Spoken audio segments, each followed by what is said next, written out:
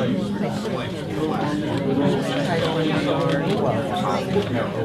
afternoon, everyone. We're gathered to celebrate the life of Gloria Gelineau and to secure her memory in a deep and welcome corner of our hearts. We gather to give thanks for her life among us. We gather here to offer each other comfort and hope that even though Gloria's life is ended, your love for her will not and cannot until the end of your days. No words can capture the full story of a life, but those words that we speak in remembrance of a loved one who's died are some of the most precious and most sacred words that we can ever speak.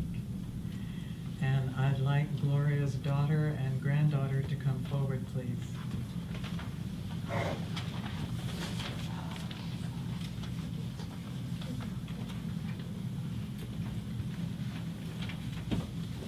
Hi everyone. I'm going to try not to cry, but that's probably not going to happen.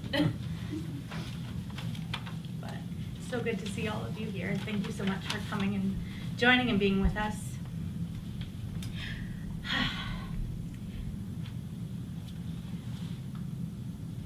We were all blessed to have my grandmother as part of our lives. Today is a celebration of love. According to my grandmother, love was the reason for life. My grandmother was filled with love. Love was the essence of her being, and love flowed freely from her. When I was 7 years old, my grandmother and I went out for lunch. My father had been in the hospital for several weeks, and my grandmother had stepped in to look after me. One afternoon, we drove to Friendly's up the street. I'm sitting at the restaurant coloring when Grandma says, "We never save room for dessert." I look up. My grandmother is perusing the ice cream menu. "We always say that we're going to have dessert, and we never do, Sabrina. Sometimes you have to have your dessert first." Sabrina.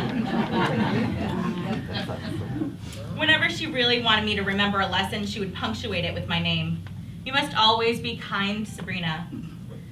We control our own lives and can be annoying dissenters when needed, Sabrina. Don't glamorize me, Sabrina." The last one she said while we were planning her funeral. I told her that I didn't need to glamorize a life so well lived and so well loved. That day we ordered dessert first. My grandmother was a teacher, and she did this not only as her profession, but as her way of life. I'm sure all of you have a story about something you learned from my grandmother. She did this naturally and also instilled a sense of curiosity and wonder.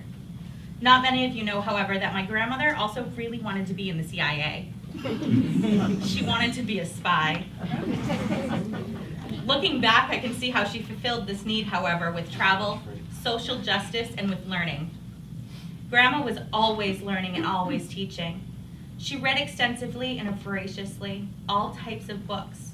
The last 2 books she read were gifts for my mom and I this year. And excuse me, the titles are long, but she would have wanted you to hear them. So the first was a present I gave her for Christmas, and it was Bill Nye's Everything All at Once: Unleash Your Inner Nerd, Tap into Radical Curiosity, and Solve Any Problem.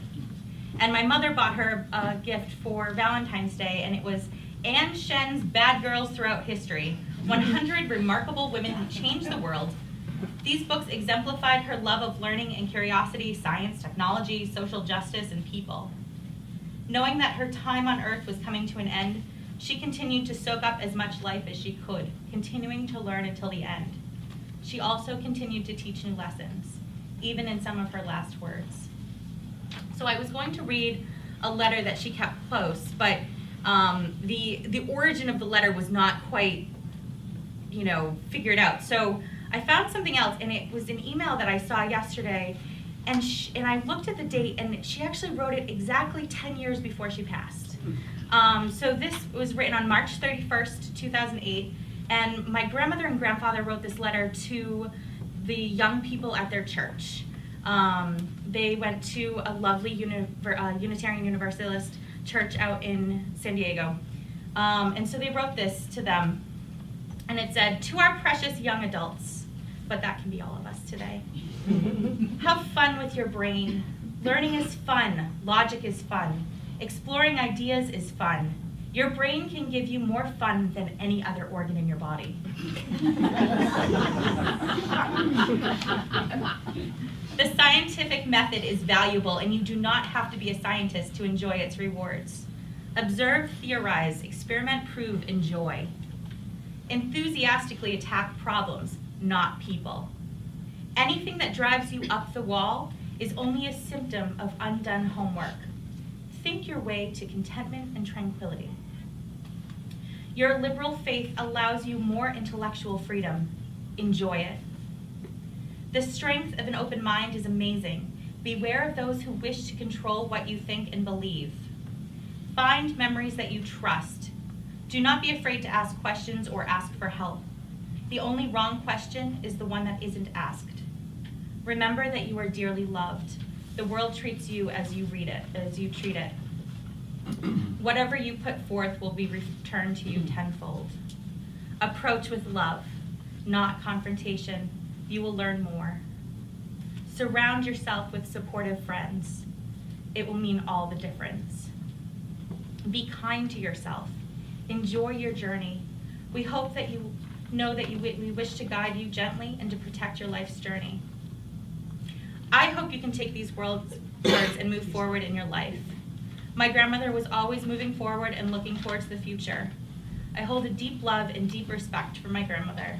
She taught me to be compassionate, empathetic, to question authority, to forgive, to balance hard work with play, to stand up for what's right over what is expected, to sometimes eat dessert first, and to love unconditionally.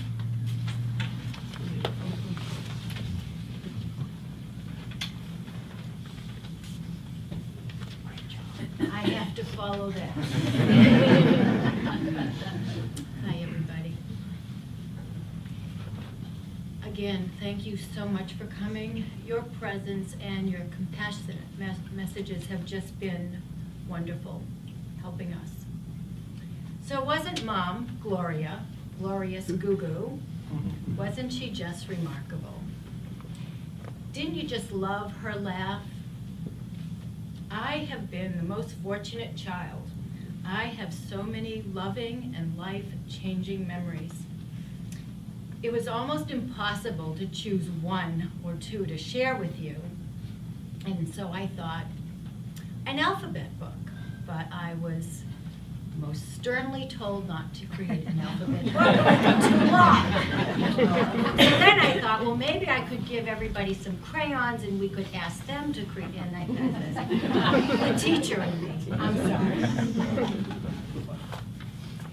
But Mom had so many beautiful personal qualities and talents and gifts, of which she never boasted. And I don't need to tell you how wonderful and special she was, or how her beautiful embrace of life and empathy for others permeated every minute of her 86 years.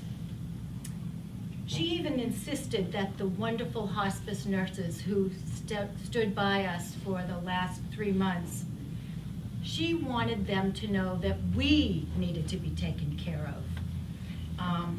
And that's just how she was.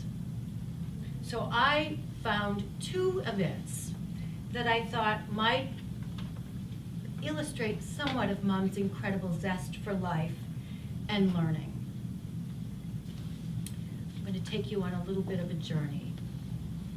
Mom woke me about 2 or 3 in the morning. I was sleepy and I didn't want to get out of my warm bed. It wasn't summer anymore, so she had me put on shoes and socks and a coat and hat. And I said, "Where are we going?" She explained that we were going to try to see the first space satellite ever. I don't think she used the word satellite, I think she said spaceship. And so she wanted me to be part of this historic event. She said it would be history, and I'm sure I didn't understand the concept of history at that time. I was about 4. It was cold. We went outside, it was cold. You could see your breath. It was so quiet.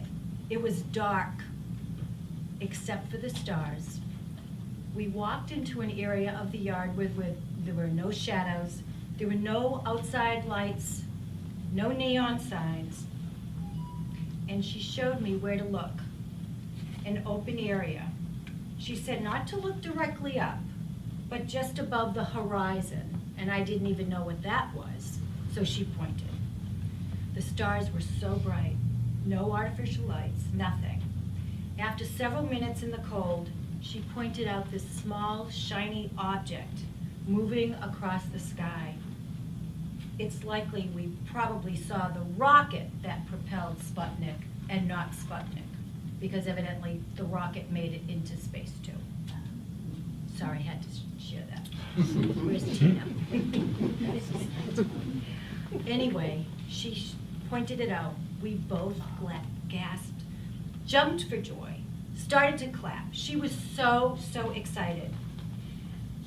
She was so excited to be part of this momentous occasion. She didn't really care about who had sent the rocket, but more of what this rocket meant, what its achievement would bring. How did she know that it would change history, politics, and education? Soon after that, my father nicknamed me Sputnik, a name I wore proudly. I was the satellite to their lives, sharing this excitement. I would later hear the broadcast of the chirp, which I've since found out was an A flat with a 0.3 second pause between. I can still hear that in my head. Anyway, it's funny how memories are stored and then retrieved. My biggest memory is more of the feeling of excitement that Mom was sharing with me and not the event itself. How excited she was for all new adventures, new learning, new opportunities. It was this zest for learning that was her greatest gift and perhaps her mission and legacy in her personal and professional life. About 5 years later from that event, on a Sunday night, and believe me, there had been a lot of events where Mom's excitement and enthusiasm, I had learned to live with this. But she let me stay up late on a Sunday night, later than usual for a school night. She insisted we watch TV, said there was something I just had to see. I wasn't too interested, but again, her excitement and enthusiasm piqued my curiosity. On the screen, big-shouldered Ed Sullivan was trying to introduce some guest. I don't know if it was a juggler or a magician or a singing dog, but the audience was going crazy. I wasn't impressed. Then he announced the next act, and the shouting was deafening. Then he announced them, and the next thing, there's John, Paul, George, and Ringo blasting out, "She Loves You." And I was hooked. Again, Mom recognized what would become a historical event, something so special and transcendent that you just had to experience it in the moment. If there was one thing you knew about my mom, it was she definitely loved you. No matter who you were, or in my case, what you had done. So in honor of my mom's dear love for music, all music, our friend, dear friend, Myron Zajac is going to play In My Life.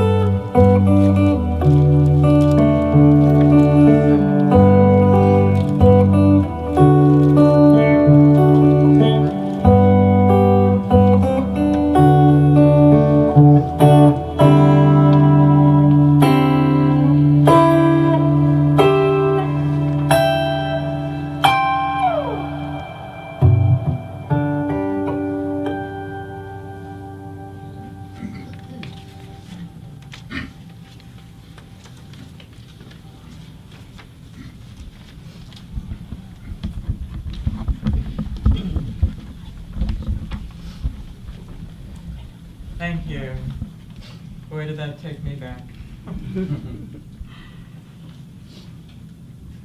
And my memory, in contrast to Varla's, is of a grandmother who wouldn't let me watch us land on the moon because she thought that it would be bad luck. So what a gift Gloria was. She was 86 when she passed away the day before Easter. She was at home with those who loved and cared for her. She was fully engaged with life, right up until the end. She kept her mind and her body busy and her connections strong. And as you heard, she loved to read, and especially biographies. And when she wasn't reading Bill Nye or Bad Girls, she was enjoying the Dalai Lama and getting to know Pope Francis better. But she wanted you to know that the Fire and the Fury was really disappointing. She was still going to reunions, even until just a few years ago. And she loved her Great Decisions courses, her yoga, her PBS, and Elizabeth Warren, and Bernie Sanders. And she was vibrant and empathetic and indomitable. And she loved her family. And they want you to know that any beautiful story that you can make up was Gloria. She was born in Dracut 2 months early, which was considered a sign of what she would be like for the rest of her life. She was the 9th of 11 children to Laurent and Rosalie Cosette. There were 7 sisters and 1 brother ahead of her, and 1 brother and a sister after her. Her first language was French. Gloria was a peacemaker and advocate even as a child. She was born at the end of the pack, but she was very nurturing. Her older brother had osteomyelitis, and she would walk him to school in her wagon. And this care that she had for her siblings lasted for the rest of their lives and hers. She ministered to her older siblings and even a niece in their last hours. She traveled all over the country to be with them in times of crisis. And when her husband died, Gloria assumed responsibility for Fred's brother, who had developmental disabilities. And she found him a residential program where he was very, very happy. And when he contracted cancer, she was taking care of him as well. She was just a gentle soul. Not only was she a peacemaker, but she could be a champion as well. She had very strong ideas about what was right conduct and wrong conduct, and she had no fear of speaking out. And the family remembers that when one of the nuns who was instructing them was not kind to her older brother, she stood up for him. Education was so important. Helping others was also so important. Bowing to authority, perhaps less important. Now, it was her mother, Rosalie, who instilled in Gloria her love of learning. Grand-mère didn't want her children to be taking care of each other. That was her job. She wanted them to be reading and playing. It was a depression. And Gloria's father was often away in Canada looking for work. When Gloria wanted to help her mom in the kitchen, her mother would say, "No, Gloria, go read." Gloria was a wonderful teacher, but maybe not so wonderful a cook. And I don't know if it was her early experience at Catholic school or another that led Gloria to explore other faiths and her deep spirituality. But she started doing so at a very, very early age. Grandma Rosalie would give Gloria bus fare to go to the Catholic Church when she was quite young, to under 12. But instead, she used her bus fare to go to a Unitarian church. And she particularly loved a Reverend Farley. Well, Gloria grew up and she married Fred soon after high school. She was 21? 21. They traveled across the country for his work as an engineer, and after Varla was born, they settled in Walpole. And Gloria attended Lesley College without a car for the first year, I think. She would flag down a bus on its route from Providence to Boston, an illegal stop, of course. But she persuaded him to pick her up, every school day. And then finally, I guess a neighbor was driving into Boston and would give her a ride the next year. I'm sure the bus driver and the other passengers missed her.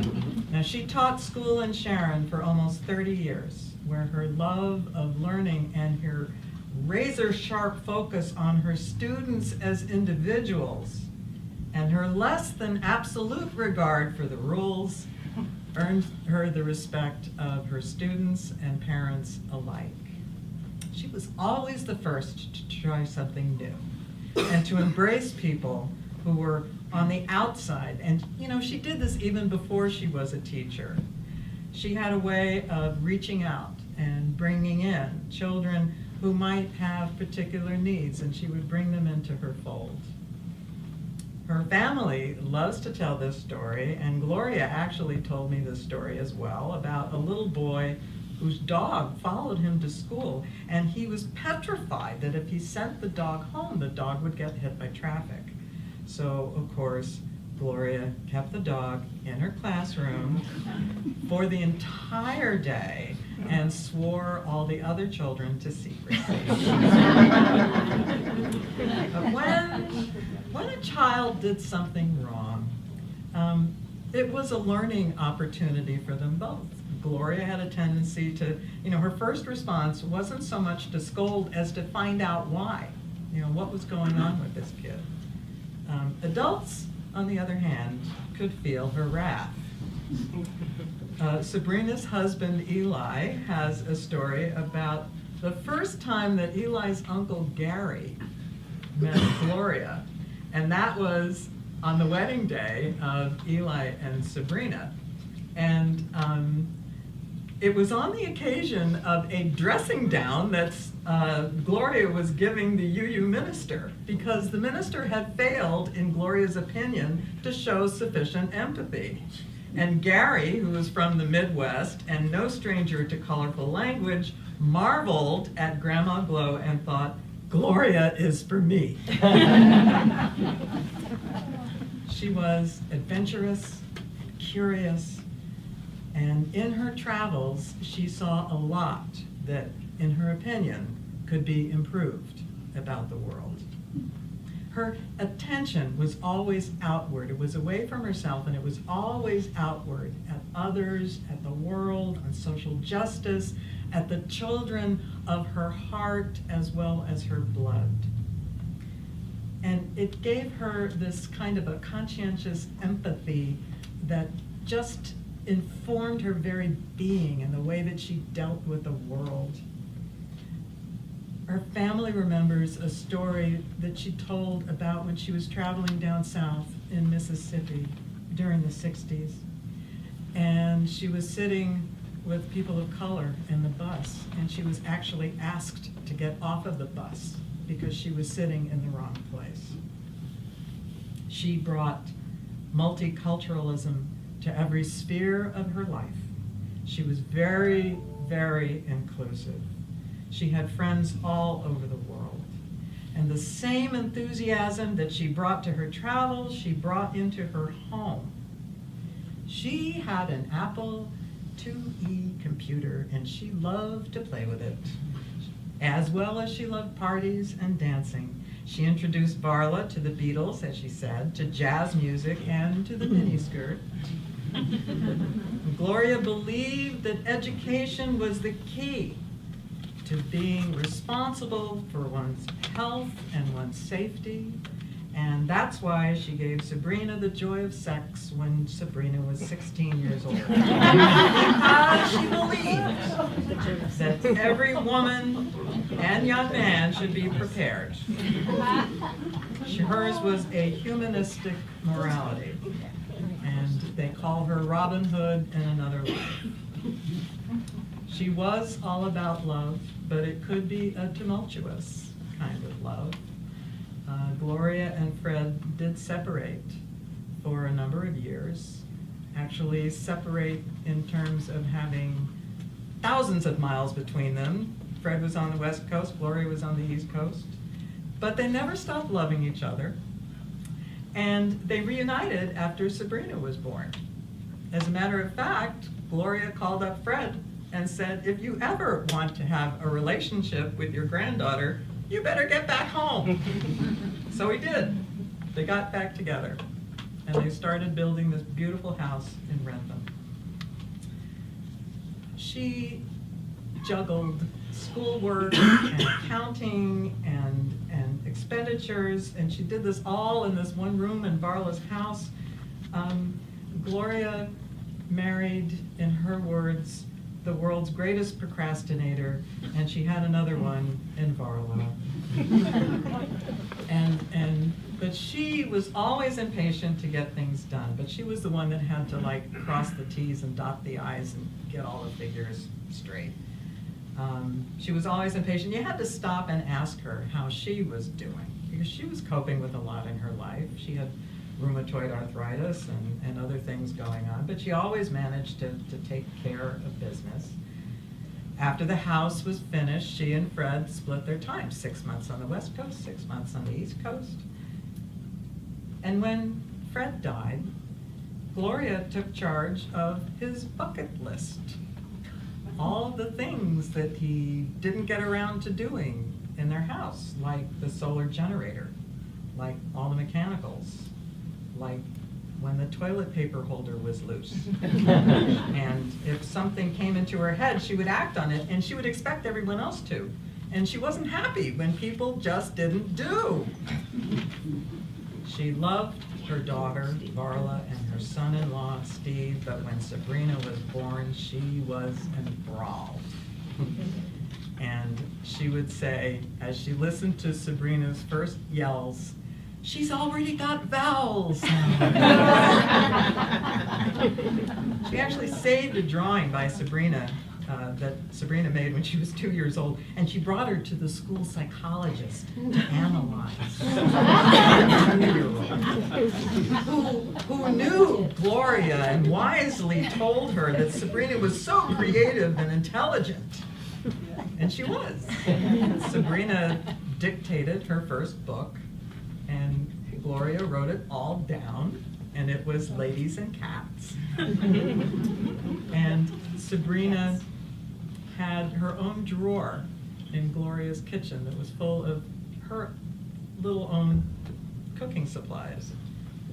And she could play and she could read, but she could also keep her grandmother company, which is, looking back on the stories, I think she gave Sabrina the gift that she herself didn't get from Rosalie. The gift of simple companionship.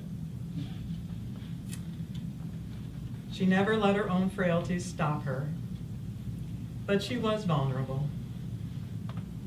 She'd had cancer, and after Fred died, she had a recurrence, and she wouldn't have had more surgery except that she knew Varla wanted it, wanted her to have it, so she did it for Varla's sake. She was always about the other person, and she was doing things not for herself, but out of her love. She was and could be hurt. Towards the end, she was embarrassed by her looks. A boy said something to her in the supermarket, and even no matter what she was feeling inside, she took the time to explain to him what was going on, but she didn't want to go out much after that.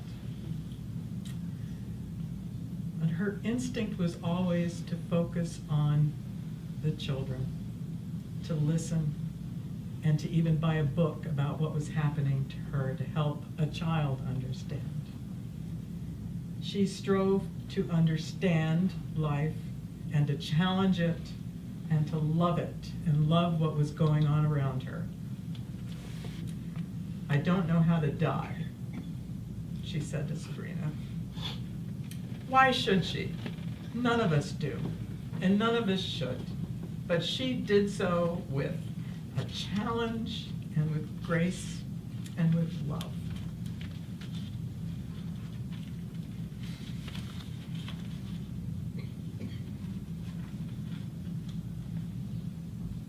And now Jim Reagan is going to come forward and share some memories.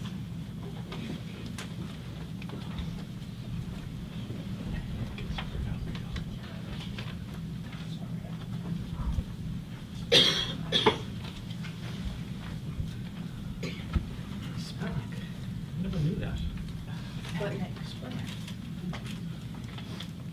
Well, I have unusual memories. You know, she was my babysitter for a long time, 6 years old. And she had this wonderful little frog pond back of her house on Irving Drive. And it had frogs and tadpoles and anything else that might have been moving around. I loved to just grab them all, show them to her. She'd teach me what they were.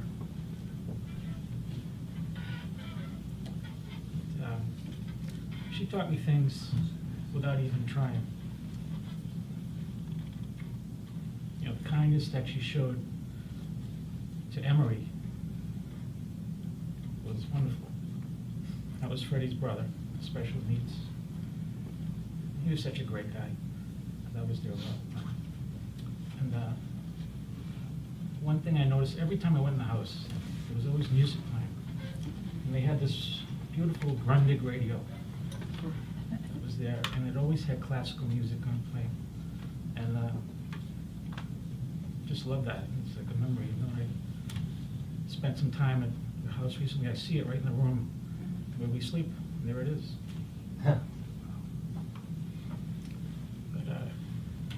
There was so many memories as a young boy and later in life. You know, a lot of memories are meshed together with Fred and Gloria together. For one time, you know, Freddie was always working on cars. And my father was there one Saturday with him. We were all over there. And Fred, you know, for some reason it was a Volkswagen, I think it was.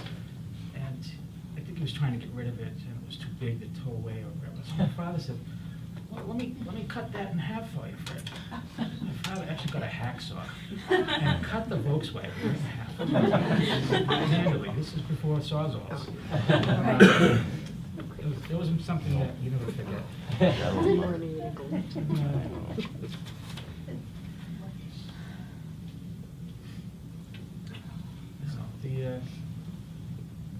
There's so many kindness, so many things about kindness that Gloria was. She was such a great person.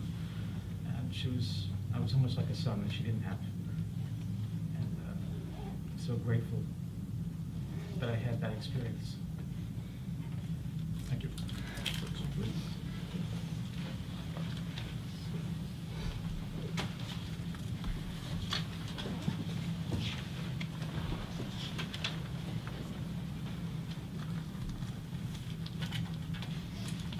So we're coming to the end. I'll offer some closing words and words of prayer, and then the family invites you to join them in Lake Pearl, and where you'll have a lot more time to share your stories. And please feel free. Source of wonder, God of many names, let your light and warmth surround us. Lift up our hearts that we may be at ease. Quiet our minds that we may hold one another with deep and abiding care. We lift up our hearts in thanksgiving for the gift of life of Gloria Gelineau. She was a spirited woman who gave so generously of herself, and we give thanks for that spirit, for her intelligence and her good humor and her wisdom. And we give thanks for her caring and vibrant heart. We give thanks that she walked among us, and we count ourselves blessed that her life touched ours. We pray that our memories of Gloria might remain with us and inspire us to walk our own independent journeys in this life as she did, with integrity and with kindness and with a fierce loyalty and a loving heart. So let us, through the words and deeds of our days, create a living memorial in remembrance of Gloria. And I carry these words in my heart from Thornton Wilder to offer to you. There is a land of the living and a land of the dead, and the bridge is love, the only survival, the only meaning. Amen. Thank you all for coming.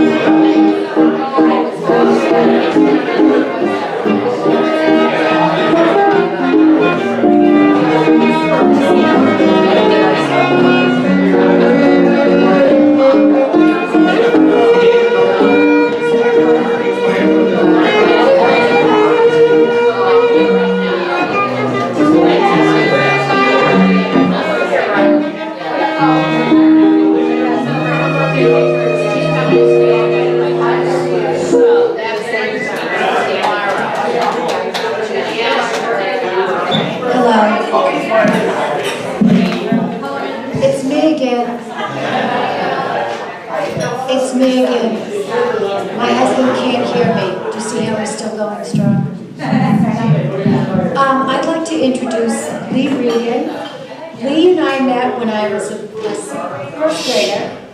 first grader, and I had a long walk from the bus stop in those days. That's when they used to let kids walk to the bus stop alone. And halfway from the bus stop, Lee lived with Donna Lee and Jim and her husband Jim. And I was just so excited when I got off the bus that I couldn't wait to share my papers. So I would find this woman who was usually with her children and say, "Lady, want to see my pictures? Want to see my papers?" And she always said yes. And my mom wanted to know who I was talking to. And so I introduced Mom to Lee. Lily. So it was Gugu and Lily. And Gugu and Lily became the best of friends for 60 plus years. And more than that. And together, they would take care of the 3 kids. But they also found out that it was a lot more fun if you cleaned houses together and did your laundry together. So they opened Ghoulies Laundry. And anyway, Lee has some things she'd like to share, and she's my second mummy. Yeah. I'll just finish what Vala was just saying, so you're not wondering. You know, Fred always called his wife Goo, or Goo, and my name is Lee. So Gloria and I, we'd come up with these ideas. Usually it was Gloria's idea, and I went along with everything. And it was a good one, because at that time I was going to the laundromat with my laundry, and she said, "You need to come to my house, we'll do it in the cellar together." And we came up with the name, Ghoulies Laundry. And so we did that for a while, but it turned out it was more work for me to go there, or for her to come to my house and to bring the wash back and forth, and we'll never get that. But anyway, I just wanted to, I have very little bit here to say to you. I'm not going to keep you. I have a few funny things I want to say to you in about 30 seconds. I just want to say this, that Gloria was always prepared. She really was. And like the Girl Scout motto, you know what I mean? She thought out everything. She thought out everything. Everything I heard today at the funeral home was so true. I couldn't believe people knew this about her. To everybody, I was so happy about that. But anyway, you know, I'm not going to go into college. I had here, she completed her studies, so forth. But you know that Vala followed in her mother's footsteps and also graduated from Lesley College. And then Sabrina, the granddaughter, also went there, I think, for her master's degree. And I think that's such a tribute to Gloria. And but anyway, it is. She has many tributes, but that's a good one. And I wanted to say also, before I tell you a couple of funny things, she was an excellent mother, and she loved her husband. And she'd call him Freddie sometime. I don't know if they knew that, but she did. And when she was talking to me, she says Freddie, because she really loved her husband very, very much. So one day, she was always saying good things about him. She was bragging about him, and so we started bragging about our husband until she said, you know, we were going, you know, I'd say one thing, she'd say another, and she got more to say than I had about my husband. And finally she said, "Well, Freddie's just like George Washington," she said to me. And I said, well, I was lost with that one. I couldn't come up with anything that would compare to George Washington, my husband. But anyway, she loved her mother-in-law. Can you believe that? I mean, she had a mother-in-law who was delightful, a little French lady, so sweet, and her Fred's brothers. She loved the brothers too, but one brother, as you know, Emery, had a slight handicap, and she always wanted to have them at the house, and that always amazed me, you know, I mean, for days on end, sometimes a couple of weeks. And I thought about it, she's telling me how wonderful her mother-in-law is, and then I thought of my mother-in-law. And I thought, gee, I don't have any brothers or sisters or anything like that. And I thought, I have a mother-in-law 3 doors up the road, and I thought, well, I lost that one. I didn't know I could come back with to say anything good. I'm sorry. So anyway, I want to tell you a few funny things, and it's right here, and that's it, and I'm done. I won't go into anything else. She knew all about camping. She really did, and Fred, and you have to remember, I came from New Jersey, from Little Italy, New Jersey, and everything was new to me. Not totally by the time I met her, because I was already here probably 10 years, maybe, or less. But, I realized that there's no Indians out here, and the pigs aren't pink, and, things I started realizing. So, anyway, I wanted to tell you, so she decided one day, she was always coming up with ideas, like they said. She always had something. She had a lot of energy for thinking of new things. She wanted to go camping with the girls, and Fred traveled a lot, so I thought, okay, my husband didn't care if I went away. So we decided to go camping at the Cape, I think it was. So she gets all the equipment, she had everything, we get down there, and I was like, I'd never camped in my life, and I was like, so what do we do? What do we eat, or what do we, oh, you do this and you do that, and down there, those are the toilets down there, and we do this, and we're trying to get the tent up, and of course our girls are very young, they helped a little, but, And so all of a sudden, we get into camp, and in the night, it started raining. I mean, it really rained. You remember this, girls? The tent actually went like this. I woke up, and it was down like this, with the water in it, And Gloria said, well, we can push it out. We can get, I didn't know how I was going to get that water out of there. So we had to give up our camping thing. But what was wonderful is we found a church that had a church supper, because we were hungry. we were very hungry. So we really gobbled up at the church supper, and we encouraged our girls to eat up. And so that was one fun experience, but we had many. And then I wanted to tell you about I told you about the laundry, that was very funny. And then about the camping, I told you about that. And graduation and all of that. These are things I just wrote down coming down here. My son can testify to that.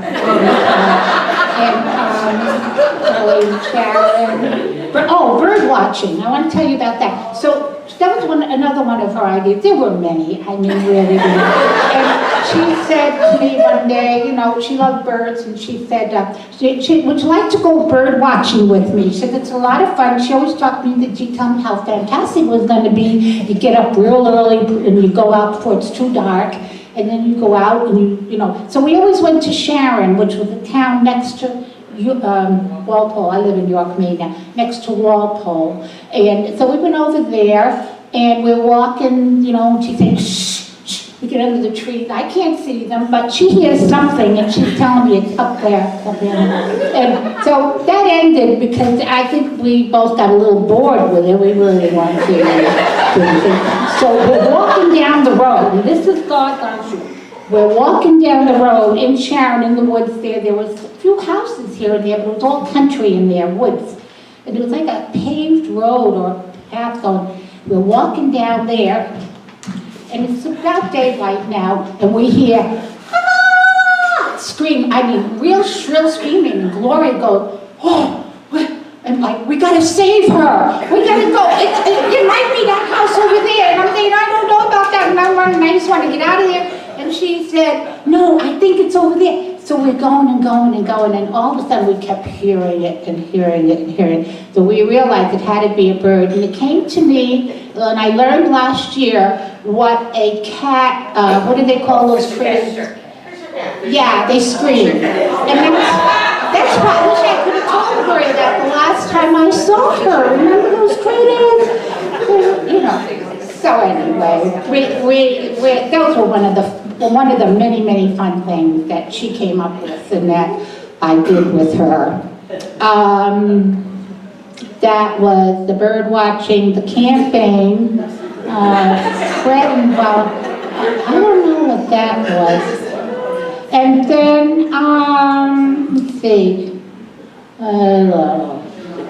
I think that was it, I think. See? Yes, it was.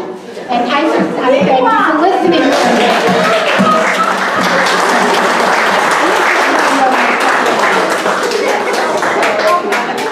Yeah, she's like my daughter. My mom and Lee often said that they had gotten the wrong children. Say that. It's okay. I'm very much like Lee. And Donna Lee is a very generous, methodical, quiet, not procrastinator, what do you call it? She gets it done. She sets a schedule and she keeps it. I set a schedule and I throw it. But anyway, we were quite a group. Yes.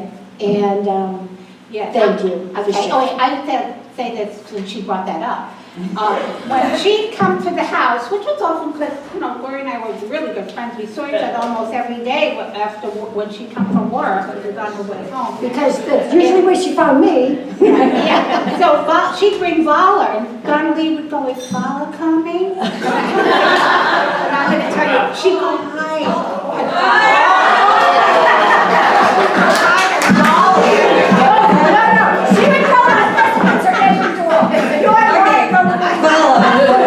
Matter of fact, we said that Gloria said often they should change daughters, but I realized even as a young, it would be way too boring. If you put these two together, that'd be like fire and fire. And if you put me and Gloria together, it'd be like two two readers, just reading all day.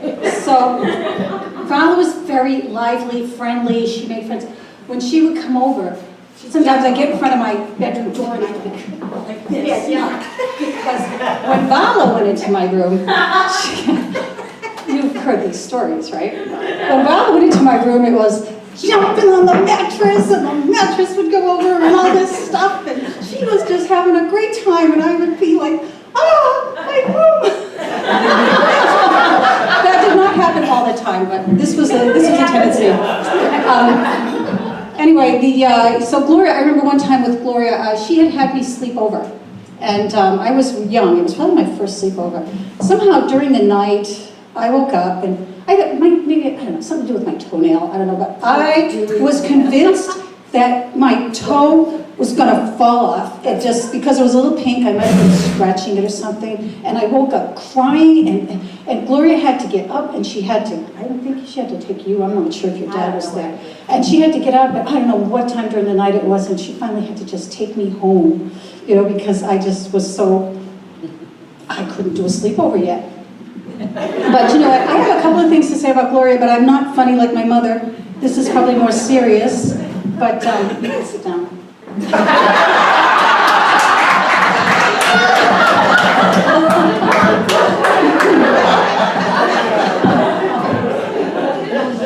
It's been fun knowing them all these years, I'll tell you. Anyway, I'm not going to be funny. This is actually a little bit of a serious thing, and I can't get this up. I have to tell you that I learned a lot. I had a lot of life lessons from Gloria, and a lot of them they were taught to me just by Gloria being Gloria. And one of the things was, when I was probably 15 maybe, I was trying to make money, I was trying to buy a guitar, and I had one on hold, and I was paying like $5 a week for it. And so Gloria said something about ironing, and I said, Shanna, I can iron. I'll iron the shirts. So she gave me a whole bunch of Fred's shirts, And I went home, and I don't know what, I never ironed before. So I went home, and I thought I was doing a good job. I'm ironing them all, and I'm folding them up, and I'm certainly not folding them the way you would fold an iron shirt.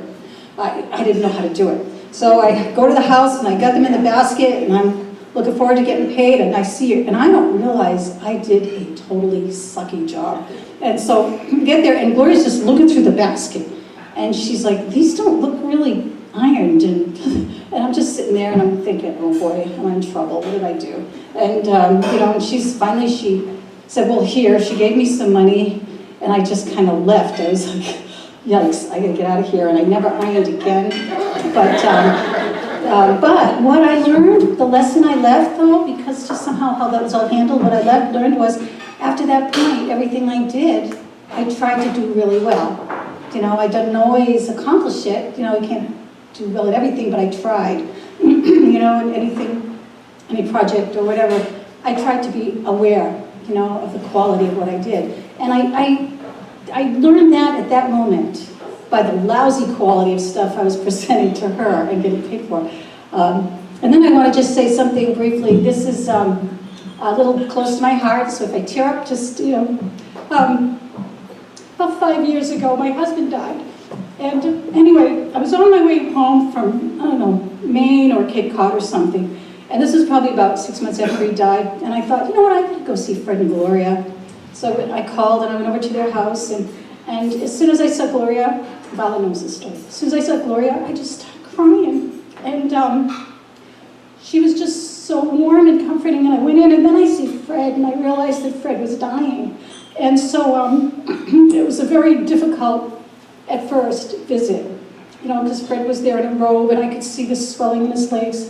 But yet they didn't focus on that. They were positive, and I was like a very welcome guest, and Fred was showing me his entire lineup of his medicines. If anybody knows Fred, he's the maximum, engineer. Every pill, it went from like here to here, and everything was methodically placed. And I couldn't figure out how he ever placed his medicines, but he did, and I think he took great pride in that. And anyway, I just had such a good visit, and I was so glad to see Fred, because that was the last time I'd see him. And I left there feeling so good, where I approached there feeling very sad. So it was just it's another one of those moments I can't forget. And that's it.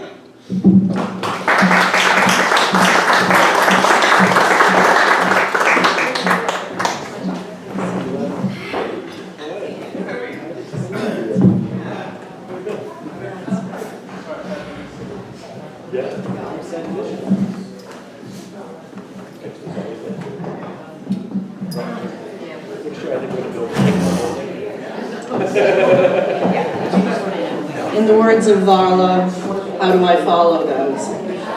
My name's Judy Brown, and there are some people who appear repeatedly in our lives.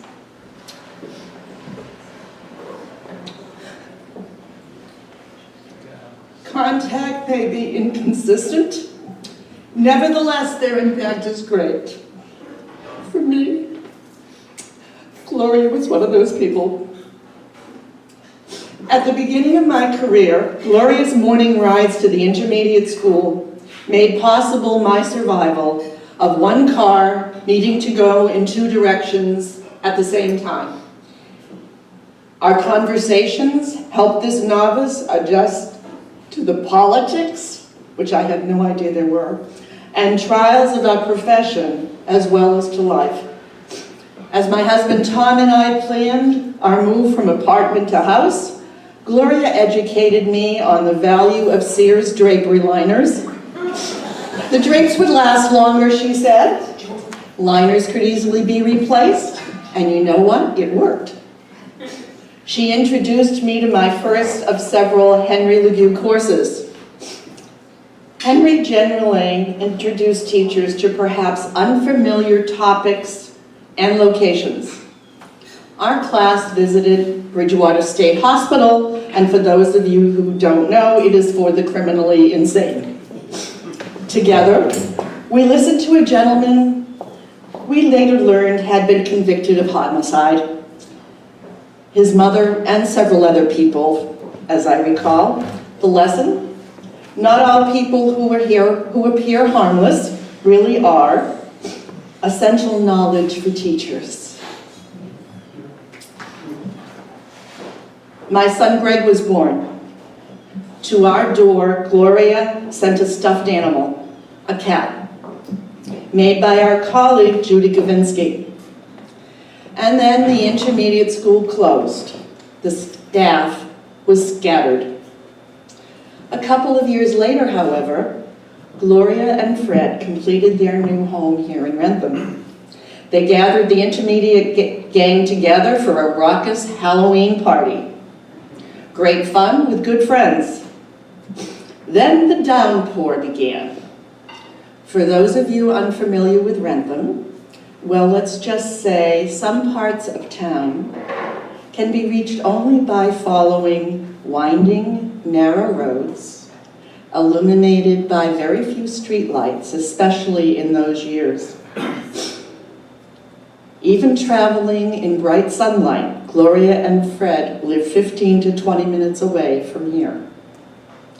That evening, as large puddles formed in the streets, people worried.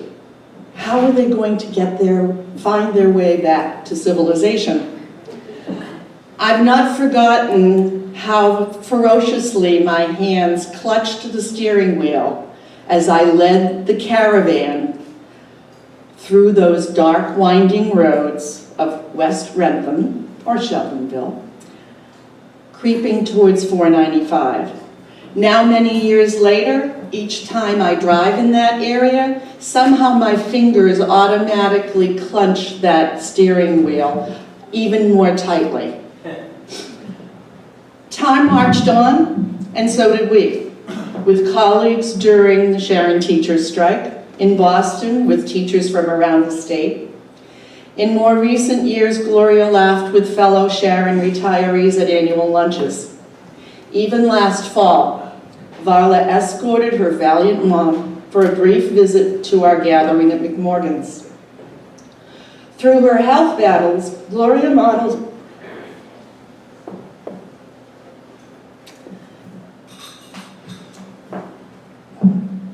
enduring grace and strength. The other day, another intermediate colleague, Mary Driscoll, said of Gloria, "Beautiful people come into your life, and they don't realize how beautiful they really are." Finally, a couple days ago, I caught part of an NPR broadcast, the topic capturing Gloria's spirit. Profiles of resilience. Gloria certainly qualifies.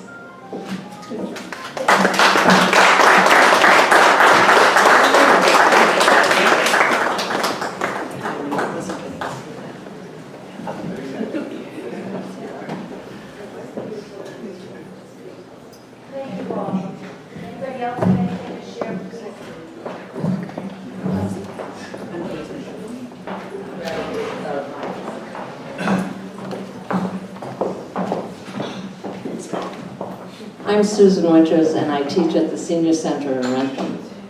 I teach yoga and exercise. And I've only known Gloria, I'm not sure, I wish I knew when she came, but I'm going to say over a year. Was it over a year that she came?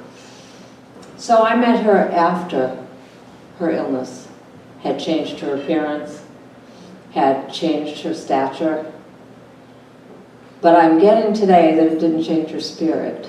And I've loved every minute of this, hearing who she was and what she did in her life. But she was such an example for us, because she told me in very hushed, whispered tones what had happened, what her condition was. And she was embarrassed about how she looked, but not diminished by it. She just wanted to explain. And she was just the loveliest person. And what I want to share is that she came up to 3 months, it was when hospice, she came to class right up until hospice took over.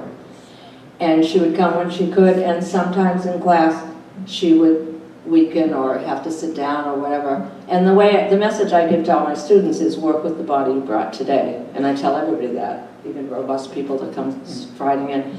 But that's how we do it. You go with what. So the first time she sat down, she looked at me and said, "I'm sorry." And I went on with class, and when I came over afterwards, I put my hand on her shoulder and I said, "You did exactly the right thing. When you need to sit, you sit. When you can't bend or you can't lift the weights, you stop." But the fact that through this whole ordeal of her illness that she kept up exercise. She didn't come to my yoga class, she came to the exercise class with weights and equipment right up until 3 months ago.